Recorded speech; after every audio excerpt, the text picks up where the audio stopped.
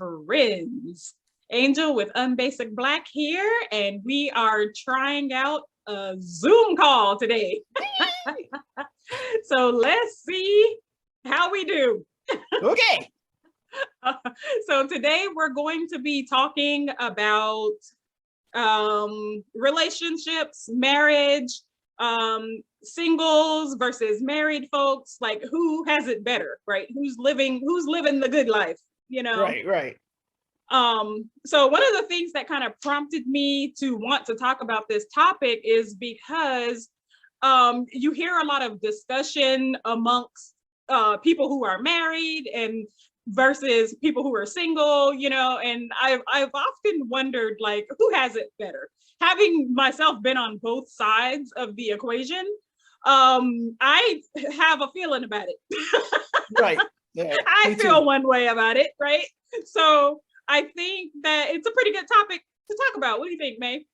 I think so. It'd be interesting if we change our minds or if we stick with what we thought in the beginning.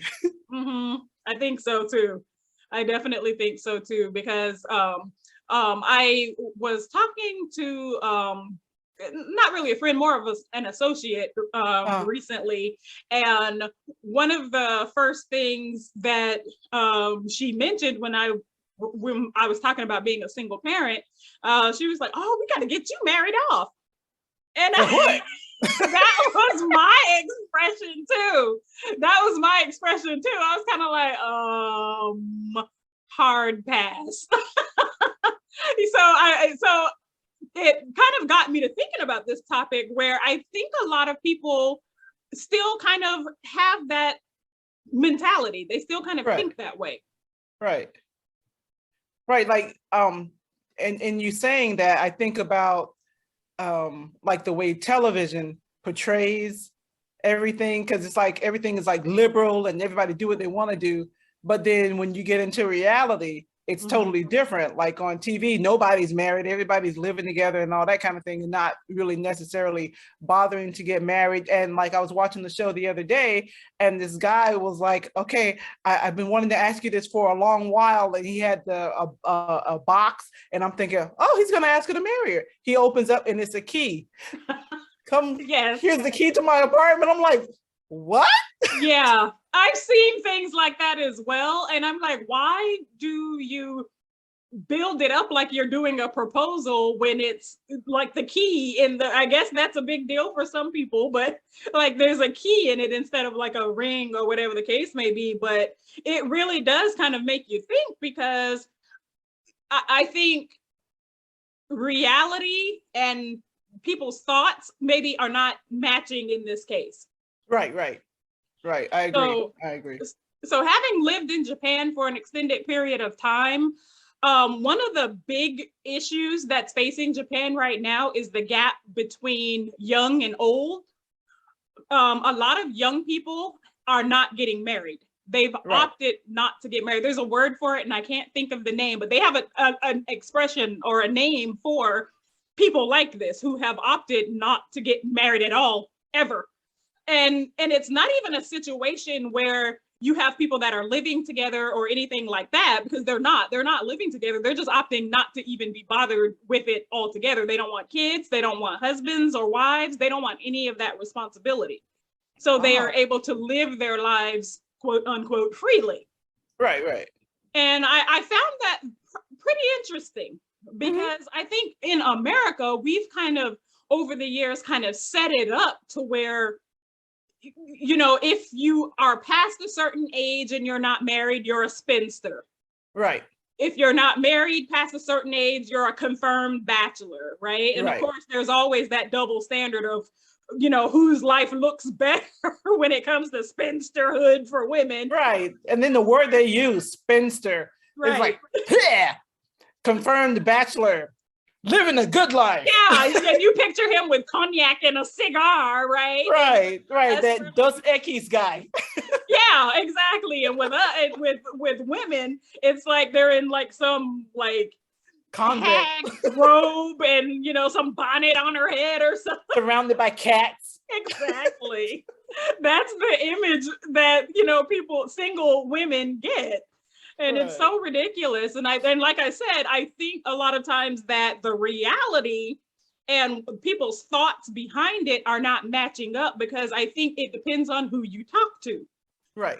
So if you're talking to, and I've run my gambit of people that I've talked to, you have some people who are like in team, oh, marriage is everything and kids and blah, blah, blah, blah, blah. I was there.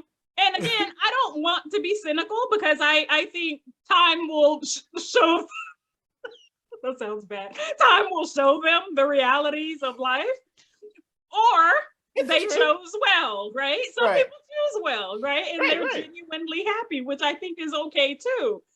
But I really think it depends on who you ask, because with some of those people who are like, marriage is the best thing in the world, it's always a situation where it's implied that if you are not married, you're not as happy as I am. Right. Or there's something wrong with you. Why are you not married yet? And people say that. Sometimes they ask, oh, why are you not married? Because.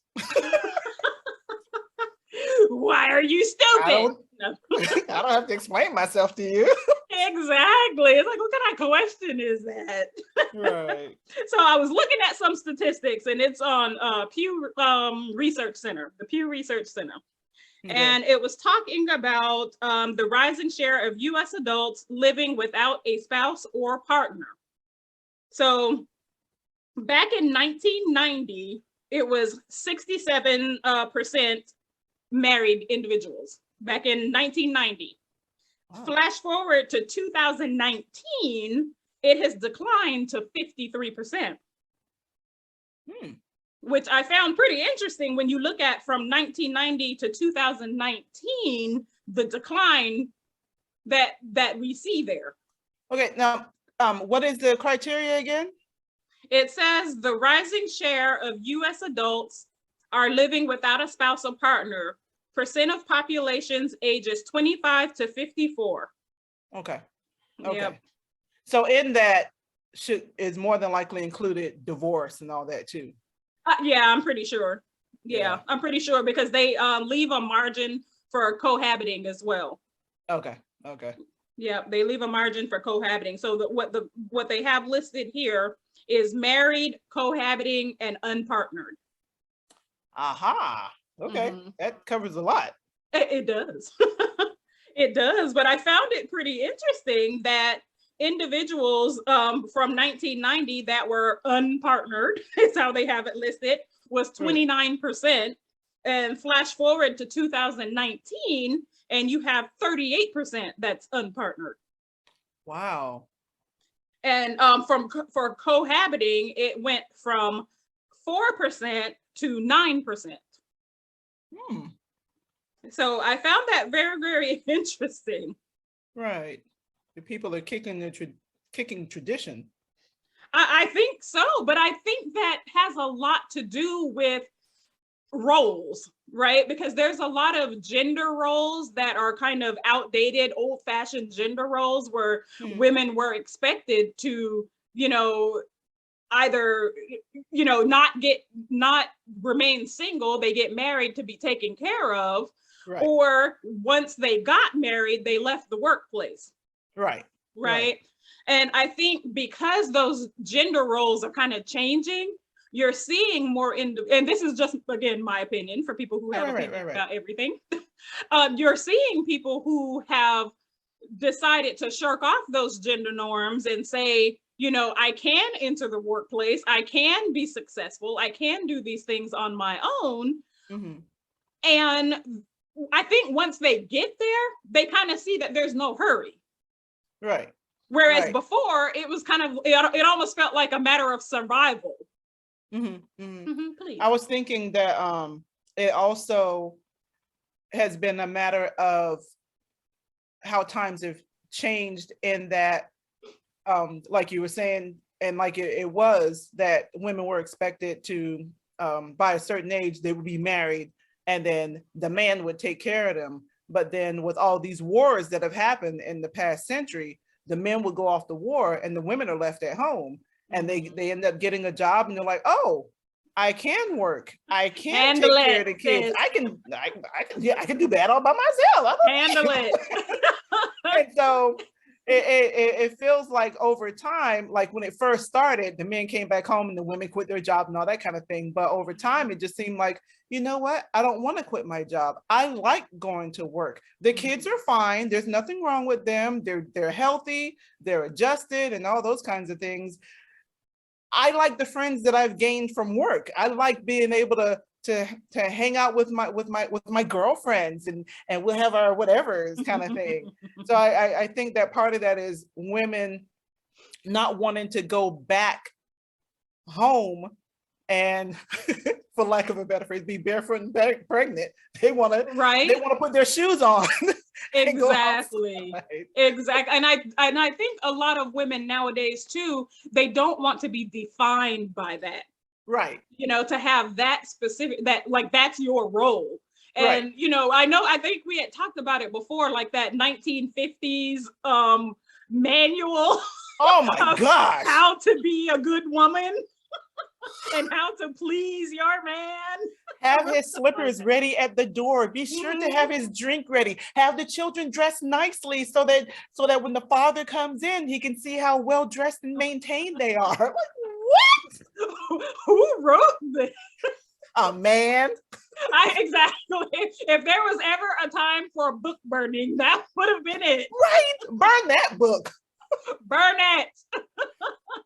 But when you read it now, it's almost comical because it's like, who, you know, but I hate to say it, but did the women not know any better? You know, because that's what they were taught. They were taught from a very young age that this is how you're supposed to be. This is the and it was perpetuated throughout society and on TV and all those and it was just the way people said things. Yeah. Mm-hmm.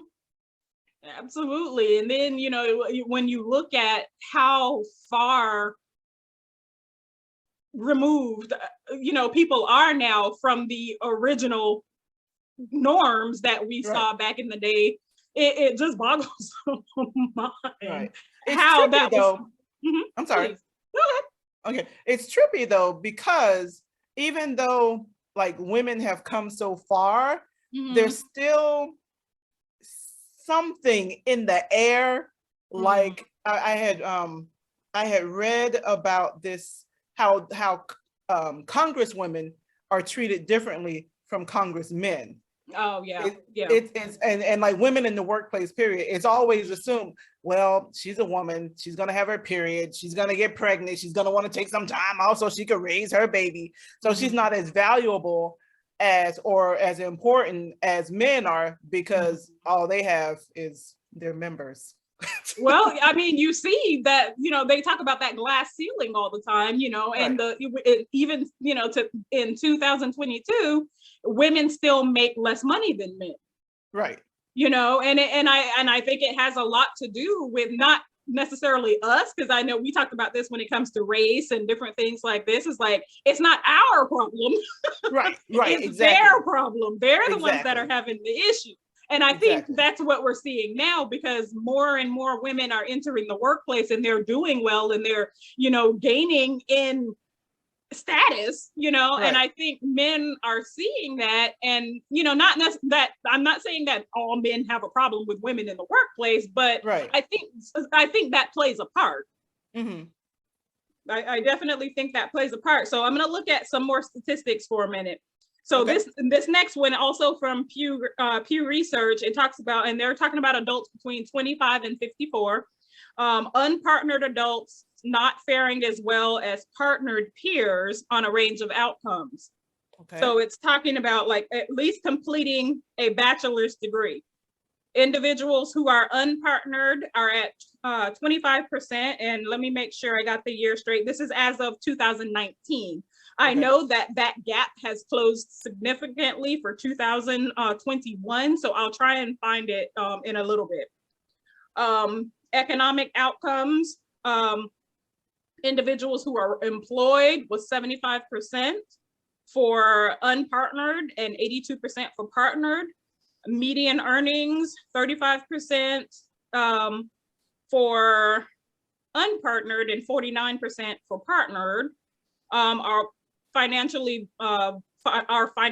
vulnerable, 26% for 26% for partnered, and 37% for unpartnered. So I thought that was pretty interesting. And then they have like living arrangements. Individuals who are living with their parents or living at home was at 28% for unpartnered people, which kind of makes sense. Right. And 2% for individuals who were partnered. Right. What do you think about that? There was this, like some of the economic parts, I was surprised that it was 82% of partnered people are employed and less for unpartnered people. Yep. It says 75% unpartnered are employed and 82% partnered are employed. That is interesting. I wouldn't have figured that. I would have figured that it would have been less, but then that goes back to what we were talking about earlier with women. Yeah, I'll just use women. Women staying in the workplace once they get married, like not forsaking their careers or anything just because they got married. Absolutely. That is interesting. And I would be curious to know what type of jobs too. Are we looking at professional jobs, or are we looking at like a boutique on the side to help it make ends meet? Like Eddie Murphy said, now we have, $1,005,000. Right. So is it like, you know what I mean? I would be curious. It doesn't say, but I would be curious to see what type of jobs these are as well. Right. So are they professional jobs, or are they, but it doesn't say. I probably would have to dig a little further into the weeds. Right. What was that last statistic that you read? The very last one? The very last one was the living arrangements. Uh-huh. And it said 28% of unpartnered people live with their parents and 2% of partnered individuals. Okay. Not that I'm a statistician, but I would think that some of that is dealing with the economy as a whole. And I think you're right about that, because that has been an ongoing driving factor for individuals who do move back home. It's been financial. And if they're unpartnered, that's why I said it kind of made sense that would be the case, because if they're unpartnered, then, they obviously have less income. Remember, the minimum wage has not changed, whereas inflation continues to rise. So you have individuals. If both parties, and you saw with the statistics, if both parties are not working in the home, it makes it very difficult for them to make ends meet. That's why I said I would be very curious to see what type of jobs we're talking about. Right. And I was thinking about that 2%, and it was kind of, my thought went kind of funny. So that 2% of married, of coupled people who are living at home, those are the ones who live at Falcon Crest or in Dynasty. Exactly. or at South Fork. Exactly. The Spelling Mansion, where, it's just the whole family lives there. Right. They don't have to move. But let's look at something else. All the families are set up in different wings. Huh? All the families are set up in different wings. Right, exactly. But we all live together. 2 miles away on the other side of the house. Right. But here's a statistic that I found interesting when they break it down by race. Okay. So again, ages 25 to 54, 59% of Black adults were unpartnered in 2019. Okay. This is higher than the shares among Hispanic, which was 38%, white, which was 33%, Asian, which was 29%. What's going on, Black people? They didn't say anybody else. But 59% of Black adults were unpartnered in 2019. What say you? I'm thinking, like, what's going on with that? And then I had the thought, we had talked a long time ago, particularly about Black women in Atlanta. I don't know if you remember us talking about that, but we talked about the Black women in Atlanta, how there's not a lot for them to choose from. Like the professional Black women, who are making good money. So they don't have, because more Black women go to college than Black men. So you have these professional women who want to have a relationship, but they don't want to take care of a man. They want somebody who's coming in with equal or more kind of thing. Right. And there was an Essence article that talked about that, actually, because it was actually an article talking about like Black professional men who date outside of their race, and how it's disproportionately high amongst Black men to date outside of their race. And that was one of the things during the discussion that they had with individuals. There was an article, and there was also like an Instagram video that they did. And it was interesting because that was one of the number one complaints that Black men had about Black women. They said that we want them to be high status. We want them to be like ballers. We want them to have all this money and all this other stuff, or we won't even give them the time of the day. And I thought that was the most ridiculous thing I had ever heard. Considering the women who they're with want them to be ballers and have status. But that's when they start dating them. And that's what I was like, we want you to come up. Is there something wrong with that? But once you get up there, you're dating outside of your race. You're looking at other people. Right. So it's like a lose-lose situation for the Black woman, you know, because it's like, if you want us to look at you and date you and consider you and all this other stuff. Now, if I'm a professional woman, right, you say it would make sense, right? Because if the shoes were reversed and you're talking about men, which is what a lot of men used to say, I don't know if they still try to hold that argument, but they say, well, we want someone on our level. But it's like the people that you're marrying are not on your level. You bring them along with you. Right. Or you meet them wherever you meet them, but they're not financially on your level. Right. So it's like, for a Black woman, can't she come along too? Can't you bring her along too? Just like you learn to go to parties and you learn to, you know, move and shake in high society. I'm pretty sure if you brought her along with you, she would learn these things too. Once she goes to a dinner party or whatever the case may be, you know, because that implies to me that you think she doesn't know how to act. Right, exactly. And you give her a stereotypical Black name. And I hope nobody's name like Shaquilla Quanda or something like that. I'm not taking her with me to right, because how do I introduce her? She's gonna embarrass me. How do I introduce her to all these white people and that's her name, you know? This is my girl, Shaquilla Quanda. Yeah, exactly. Shaquilla, I'm sorry, how do you pronounce that? Exactly. The same way you pronounce Tor. Oh, Thor. Yeah. Yeah, the real way to say it, but yeah. But we digress. Yeah. We digress. But you know, I think that plays a huge part in that statistic as to why it would be 59% for Black people. But you also have to look at the cost of marriage, right? When you get married, you start having kids, whatever the case may be, it seems to be more expensive. You know, you're kind of spending twice as much money, which is why the statistic is kind of changing, where a lot of people are now opting not to get married. Very similarly to what I mentioned earlier about Japan. The driving financial reason that they're opting not to get married is because marriage is expensive. Right. So I do think that has a lot to do with it. And then when we were looking at like the financial vulnerabilities, I think that's pretty obvious as to why that would be. But one of the things on here where it kind of breaks it down a little bit is when it talks about like being financially vulnerable. So when you look at the statistic between men and women, those who are financially vulnerable, 13% of men who are unmarried and 36% of men who are married. Oh, sorry, wait a minute. No, I got that statistic backwards. So 36% unpartnered men are financially vulnerable and 13% unpartnered men are financially vulnerable. Okay. I'm sorry, what? Hold on. Okay. All right. 36% of men are unpartnered and they are financially vulnerable.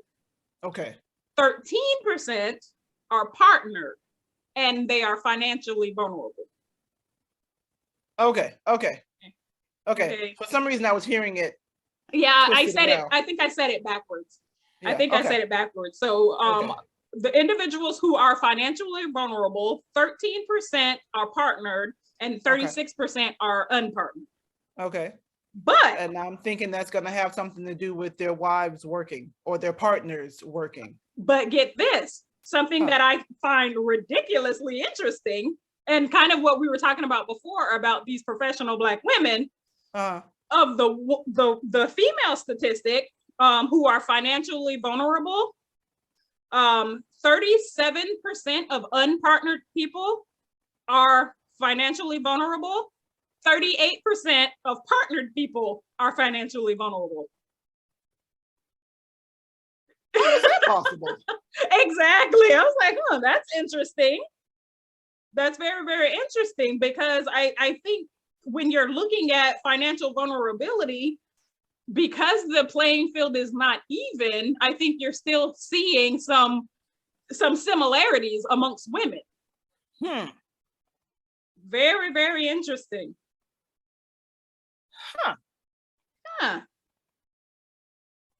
That very, is interesting. Very interesting. Yeah, I thought that was pretty interesting. So, and we're looking at like individuals who at least have a bachelor's degree. Okay.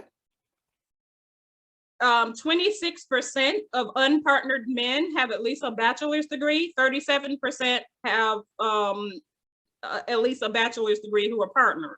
Okay. For women, 33% unpartnered, 43% partnered, who have at least a bachelor's degree. That's promising. Absolutely.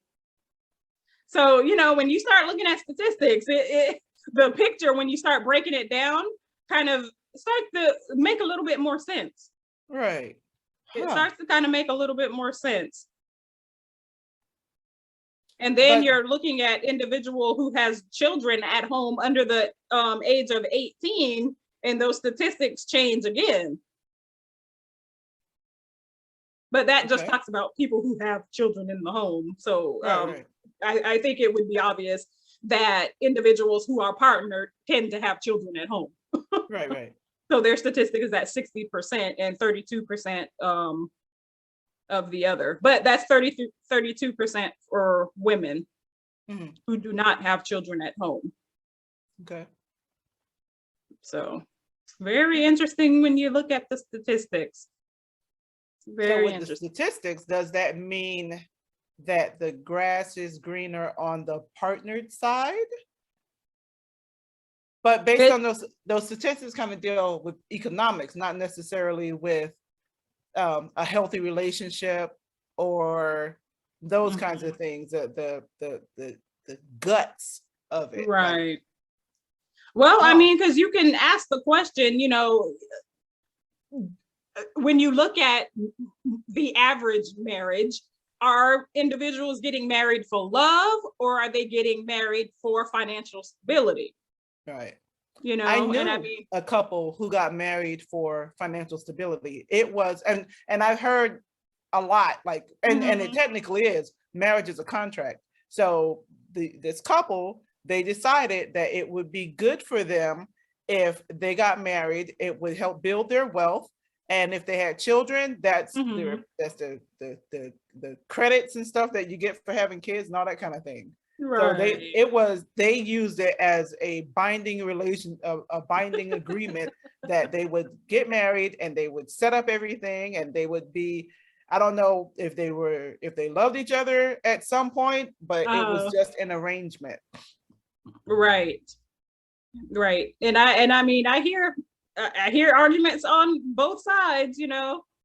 And I'm looking at this CNN article, and it's very much so talking about a similar thing, where you're looking at like the financial stability, where, you know, how much money is going into marital relationships versus how much money is going into a single person, you know. And it does kind of start to skew, It really does, because when you're living as a single person, you're not spending as much money as you do in a married relationship. You don't need as big a house. You don't need, 2 cars and, all the finances that go along with having multiple people in your house. Right. And plus the tax system is set up in favor of married people anyway. Absolutely. So with all the information that we just went over, and it's stuff that we've talked about dealing, it's interesting that, of course, a lot of it has to do with finances and things like that, like the couple, no, more specifically, married couples have a better financial situation for the most part, like statistically speaking. Right. But we were during our break, we saw that statistic that sure, but if you get a divorce, you're gonna lose all of that. And that's the thing. And I found that pretty interesting too, because it was like 77% of divorced individuals are hurting. Right. And it's I can attest to it. Yeah, but it's interesting because the divorce rate in the US in particular is so high. And you see that it's actually climbing around the world. The statistic, I want to say it's something like 80-something% of individuals who do get married end up divorced. That's crazy. So when you look, I'll have to look up that like statistic to make sure that's right, but it's pretty high. But that'll end up being a whole nother conversation, because then you start dealing with, so is it like Tom Cruise and Nicole Kidman? I found my soulmate. Divorce. I know. I found my soulmate for the time being. For the time being. Let's see. So let's see. This statistic I'm trying to see for 2020. It says 50%. Yeah, that's it's been about 50% for a while. It's been about half. I know, like when I was little, it was maybe like 40%, but then it's been hovering around 50. So it's like you have a 50-50 chance of staying with your partner, with your whoever you're with, kind of thing. Yeah. So okay, here's a statistic from World Population View. And it says for 2021, marriage and divorce are both common experiences for adults. About 90% of people in Western cultures marry by the age of 50. And in the United States, about 50% of married couples divorce. The 6th highest divorce rate in the world. The 6th highest? 6th highest. I'm surprised by that statistic too. I thought we'd have been number one. We're number one. I did too. I'm gonna have to look up who's number one then. No, as Americans, I thought USA was doing it. We need to get divorced more. We want to be number one. We want to be number one. We're American, dadgummit. We need to be number one in everything. Divorce more than us? What country is this? That's really surprising. Ooh, we got offended. But it said subsequent marriages. So you get married, get divorced, and get married again. Subsequent marriages have an even higher divorce rate of 60% of second marriages. Because we ain't taking that mess like we did before. 73% of third marriages. At that point, stop getting married. Just stop it, because clearly you're not good at it. Oh, some people really believe in that. Try again. I'll get it right eventually. Oh, okay. Yeah, no. I just thought that was really wow. I just rather not go through all of that. Nah, I'm good. That is crazy. I am really surprised, one, that we're not number one, but I'm not surprised at the percentage. Right. That's funny. That is something else. So, and get this, according to the US Census, the top 3 reasons for divorce is number one, incompatibility at 43%. Really? Number two is infidelity at 28%. And the third is money issues at 22%. Whoa, look at that flip. Yeah. Incompatibility was the number one thing. It used to be money. Yeah. Right. It used to be money. So incompatibility, but incompatibility is kind of broad. So what does that mean? I guess bottom line is you just aren't meshing. Right. So the other person probably has some issues or has something about them that you just don't like. Right. And I think that's a pretty interesting one, because when I start talking about myself, then that was a number one reason. That was a number one reason. That just was not working for me. So that's pretty interesting. These are interesting statistics. So was there anything that you've learned like over our discussion that kind of surprised you the most? That we're not number one for divorce. That shocked me too. I was like, wait, what? So who is? So of states that have the highest divorce rate, Arkansas is number one. What's up with that? I know. Oklahoma is number two. Nevada is number three. I can see Nevada. I can see that too. I can see that too. Nevada, but Oklahoma and Arkansas, isn't that like Tornado Alley? Yeah, but it looks like it's like, go suck him up with the feel free to suck him up too. That's hilarious. Very interesting. Very, very interesting. And then the other thing I found interesting was this last three statistics that incompatibility was number one, then infidelity, and then money. I just thought that one, I haven't been coupled in a very long time, so the last thing I knew was it was money, and then I think it was followed by infidelity, but incompatibility was nowhere on there. Right. It was either we're broke because of you, or you cheating on me. Right, exactly. Wow, that's interesting. So these are some pretty interesting statistics. Yeah, and then it's got me like, do I even want to bother? I mean, I guess it really depends on what you're looking for and what your reason or rationale is for getting married in the first place. Right. But I don't even really want to get married. Yeah, I mean, so let's look at that then. Like our bottom line. Like, where do you sit? A single life or married life? Which is better? I'm leaning more towards the single life, with a small hope for more companionship than a spouse. I don't necessarily want to marry the guy, but I want a Stedman. She could be married for all we know. She's just telling us that. She could be married for real for the last 20 years for all we know. She could just be telling us that. But Oprah say he ain't getting none of mine. Not nan one. Just in case he not getting none of mine. No, oh, that's hilarious. Yeah, I can see that. As a person who has been on both sides of the coin, I really, for myself personally, it was definitely incompatibility. It was definitely that. I think it's a situation where I think a lot of people maybe fall into this category where you hope for the best. Right. And you kind of know early on, like, ooh, I don't think this is going to work, but let's see where it goes. Right, and that's where I was.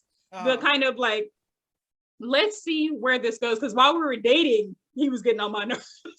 So I don't know why I thought that would change once we got married. Right. That only amplified it, because then I was around him 24 hours a day, 7 days a week, 365 days a year. And there was just so much that I could not live with. Right. But ultimately, the number one thing was that it felt soul sucking. It felt like it was sucking out my soul, where you talk about just complete unhappiness. And I think that with a lot of relationships, people tend to live very miserably. You know, and I see these people, you know, I don't want to talk about my day job, but I see these people a lot. Right. And they're all so miserable and unhappy. And I always think to myself, why would you let somebody else make you that miserable? Because I was watching, yeah. I'm sorry, a friend of mine had sent me this this clip from, I think it was Comedy Central. There was there's some show, and it's like House Hunters. Okay. It's House Hunters for broken marriages. Wow. This couple, they like pretty much hate each other. And the guy's like, you know, when I met her, I was at that point, it was like, do I really want to be in this relationship, or do I just not want to die alone? Just like, right. I was like, yeah, gum. Right. And the way he put it, it was funny because like, I just want to die alone. But I think that speaks to the statistic of why second and third marriages fail. Because if you're in a situation where you're like, oh, I got to hurry up and get married, I'm on a time crunch, you know, I don't want to die alone, I don't want to die alone, then you're liable to fall for anybody. Right, you know? Exactly. And then you end up in a situation that you don't want to be in. Right. For me, what got me single, because I was on both sides too, and I was more trying to be that traditional Leave It to Beaver kind of wife, and the Proverbs 31 and the submissive and all that kind of stuff, and what the went through a whole bunch of stuff. But the thing that ultimately it boiled down to, for me, it was disrespect. Like I was not respected toward the end of the marriage. And eventually I was like, well, I guess Granny was right. I can do bad all by myself. No wiser words have ever been spoken. Right. I don't need you to help me. Not Abraham Lincoln, not Dr. Martin Luther King, Evelina McLeod. Evelina.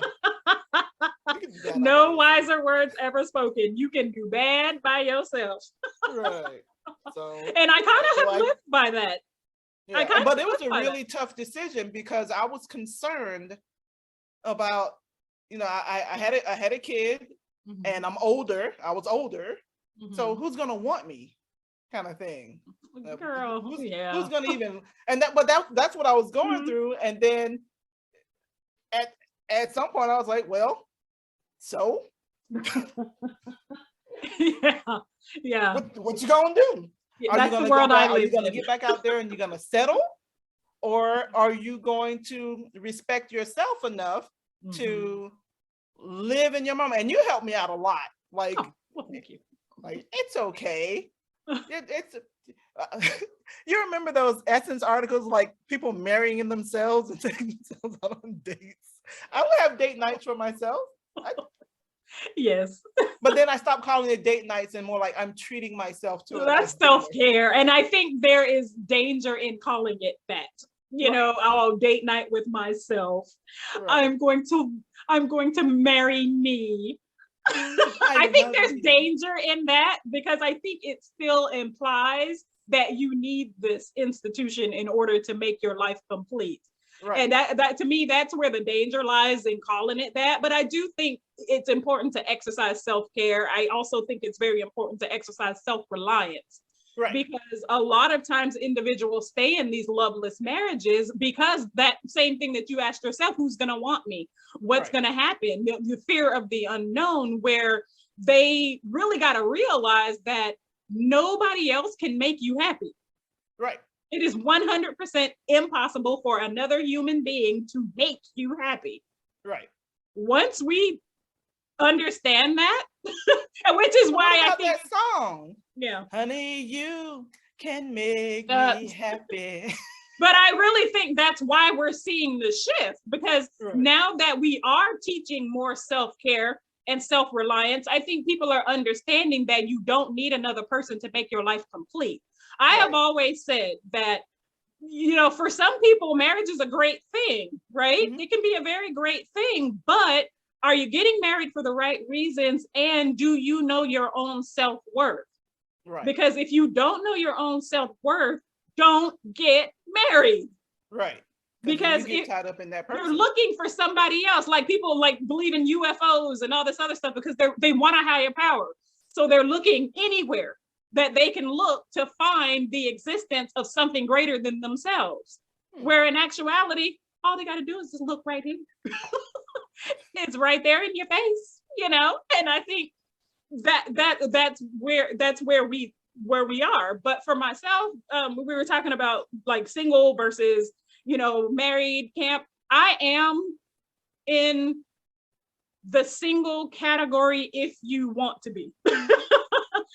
And I guess that's the best way I can say it. For myself, I'm in the single camp. I'm team single because I know myself well enough to know that I have not met the person who is able, I'm trying to choose my words carefully. Is it add? Yeah, and I haven't met, and I don't know if he exists or not, but I have not met a person that is able to provide what I need from a marriage. So I'll put it that way, because I think you get married because you are seeking something else. No, the other person can't make you happy, but there has to be something which draws you two together to become one. Right. I have not met a person that I wanted to join with. Right. Does that make sense? So in the meantime, I think I'm fine. You know what I mean? I think I'm fine. When you look at like the different reasons of people that I listen to a lot and the reasons that they're married or the reasons they're staying married, I'm like, yeah, I'm good, you know, and a lot of times it's like that implication that if you're not married, you're unhappy. But I actually think I'm happier now than I was when I was married. Right. I did not have a good marriage. So for me, I am like on top of the world because I'm the happiest I've ever been. Right. You know, and I think about that. So when I look at myself, like as an individual, am I in single camp or am I in married camp? I'm in single camp because I'm happier single than I was when I was married. So, yeah. Yeah. I don't, let's see, I say I don't mind being single. And a lot of days I like being single. And then I catch myself, like, I think I called you. I was at this Irish pub. Irish? I think it was, Irish pub. And I was sitting there. There was Celtic music playing in the background. There was a Celtic band, like these people got together to play Celtic music. And I have this big, giant this big piece of corned beef sitting in front of me. Nice. I got my drink and I got my water, and I'm fun. just sitting there, and I just had this overwhelming sense of contentment. And I'm like, I'm okay. Yeah, that's a great place to be. Like those people who say they can't dine alone. Right. Oh man, I find it quite enjoyable when you sit, especially if it's a really good Gordon Ramsay level meal, and you sit down and you just enjoy this thing, you know, because I think having the fellowship of being around other people is nice, but it's also nice to kind of check in with yourself, you know, have those conversations with yourself, see how she doing. You know what I mean? How's she doing? And I think it's important, but I love that feeling of contentment because that's a place that you really can live in every day. Right. Then you can bring somebody to that, but make sure it's a good person. You know, remember we were talking about Sex in the City, and Samantha's words rang so true to me. She said, "Are you looking like this? Or are you looking like this?" Because nobody wants to be looking like this. And I'm like, you know, that it's so simple, but it's so true. When you look at the relationship you're in, be it married, dating, whatever the case may be, if you are not at that place where you have your big old behind piece of corned beef and your Celtic band in the back, if you're not living in that space, you got to examine that. Right. You really got to examine that and find out why. You don't need another human being to tell you that. Right. Yeah. I have times, I drink, so I have times I'm sitting at the bar and it's me and the bartender. That's all I'm concerned about. And some guy want to come up. I'm like, do you not see me here with my bartender? My bad. Hey girl, go away. Bartender. And I think it's a hard notion for people to grasp, just because we've been brainwashed to believe that you do need somebody else to make you happy. And right. I think that when people encounter individuals that are truly content, they don't know what that looks like. Right. So they think, there must be, like the person that I mentioned, we got to get you a husband. And I'm like, why? What would that individual bring to my table that's not already there? What would they bring to my table that's not already there? Yeah. You know what I mean? And that's the as Granny Evelina the Wise has said, you can do bad by yourself. Are they going to make your life better? Are they going to improve your life? They can't do that. Right. That's a task that they are ill-equipped to perform. Right. And I'm thinking that some of that of why people are like, we got to get you married, is that they're uncomfortable with your singleness. Like, how can you be single? Well, how can you be married? How can you be single and happy? Right. So there's you need something else to no, I'm good. Nope. Because I've already found it. And that's the thing, because if you're married and searching for something, that says a lot. Right. But if you're single and you've if you're single and you have truly found your contentment, oh, you're good, honey, all day long. You're good. And I'm at the place now where I don't want somebody else to come in and mess that up. Right. Because I was content before I got married. Uh-huh. But thinking, I guess I should be getting married. Right. I got married, and that was just the worst experience of my life. And I've given birth twice. Right. I'd rather give birth again than to go through that. It's interesting how it just feels like it's in the air that you have to do this. And you're like, no. Yeah, especially us, because we're older, and we grew up during a time where that was expected, especially being Christian. You got to find a good, you got to find a husband. A good husband who's going to take care of you. Exactly. He who finds a wife finds a good thing. And, you grow up hearing all of this, and you're like, okay, I better get married, because I'm not going to mention his name, but you remember that fiasco right in high school, at the end of my high school. And it was like, who pushes a 17-year-old to do this? Right. I'm so glad that didn't work out. But who pushed a 17-year-old to do this, And then flash forward all these years later, I got to a point where I was like, well, I'm getting up there in years. I'm already in my 30s. Maybe I should do something. And, oh, God, when I say I was miserable. It was like so awful. And, and I meet people and I say, oh, I'm divorced. And they're like, oh, I'm sorry. Oh, please don't be. Please don't be sorry, because I have never been happier in my life. Right. Compared to what I was when I was married. So. Right. I will say that it did take me some time once I was divorced to find my happy place. Okay. Because I felt like I felt like that there was a push. Well, now that you're divorced, get back out there and go find somebody else. And I tried to do that, but I'm not a dater. I'm a relationship person. I don't want to interview anybody. Right. You're the one, and that's it. That's all I want to go through, kind of thing. And I found that and then it ended up like, once I found my place, like, okay, I'm good. I'm of a certain age, over 50 now, and I'm single, and I'm okay. I'm okay. Do I want somebody?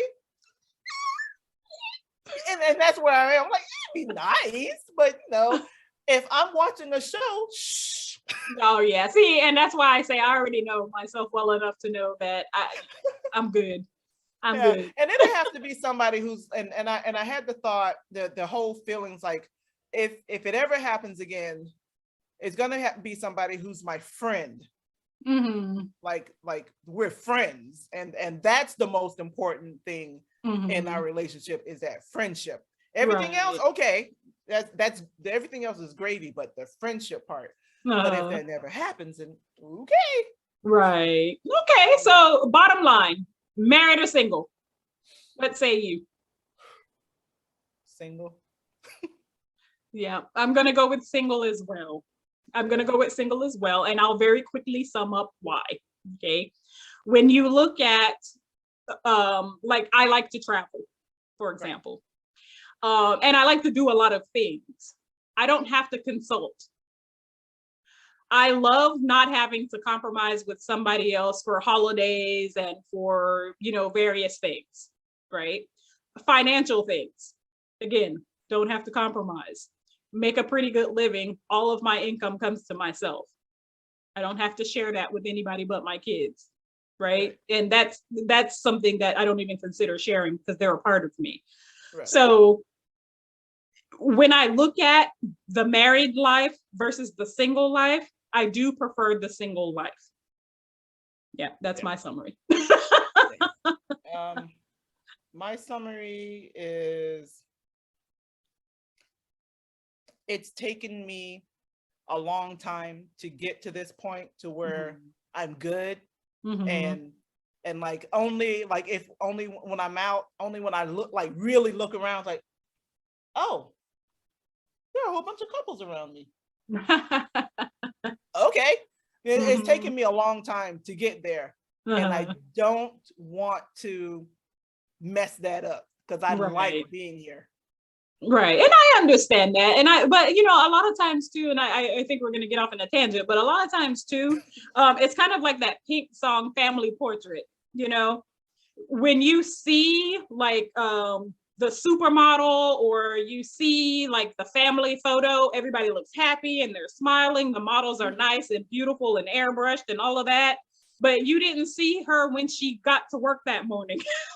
Right. Before they did her hair and makeup and all this other stuff, because she had an entire entourage of people to put that together for her. And she had world-class photographers that knew how to capture her best assets. Same thing with the family photo. I remember, and I talk about this a lot, but I remember a picture that that fool I married and I took, and it's on the beach, and it's such a pretty photo. But it's because we paused at that moment to take a picture. But what people don't know is that I wanted to drown him in the East China Sea. You can't see that in that photo. But when we paused for the picture, it's such a beautiful picture because it was like, hey, can I take your picture?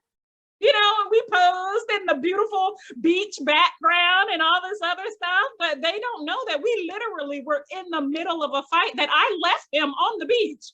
Whoa. Drove off and left him on the beach. He will figure it out. So you see what I'm saying? So you can't go by what other people are doing. You have to know who you are. You have to look inside of yourself and ask yourself that question, am I happy? And until the answer to that question is yes, you cannot be happy with another person. Right. Right. So you can't love yourself, how in the world you expect for somebody else to love you? Exactly. And there's so many quotes about that. How do you expect for somebody else to? It's a RuPaul thing. That's what he says in this show. So good discussion. I'm glad we were able to do this Zoom call. Hopefully it all works out. I really don't plan to edit this at all. I think it'll be good if we post it as is. Okay. What do you think? I think so. Yeah, I think we'll just let it play and see how you guys. It ran longer than I expected though, so maybe I will do some edits. Maybe a part 1 and part 2. Let it run. Who knows? Maybe whoever's sitting there listening to us this long, right? I think we've gone maybe an hour total, but we had like a block, like the intro, like that's right, a time in the beginning where we were just trying to get stuff together, and then we had that block of time where we were looking up information.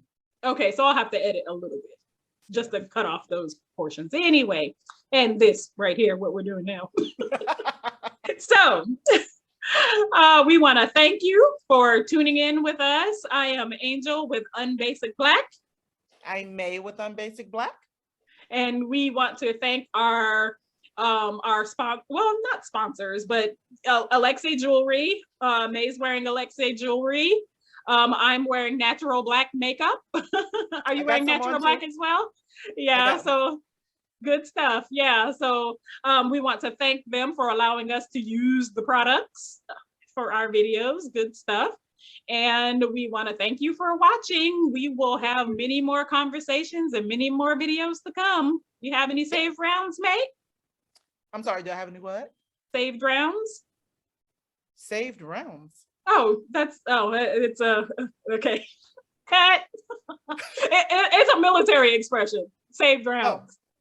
Oh. Like once you spin your clip, do you have any more left in your clip? If you have more left in your clip, keep shooting. Oh. Yep. Well, you're so military. I didn't even realize until you were like, what? That's so funny. That's funny. Because I'll say stuff like that, like, well, there's a lot to unpack there. And, people be like, what are you talking about? I get the unpacking part, but that saved rounds was like, am I hearing her right? Because, I'm half deaf. That's hilarious. Oops. Sorry, do you have anything further to add? I do not. All right. Well, thanks for watching and join us next time. Please like and subscribe and comment down below.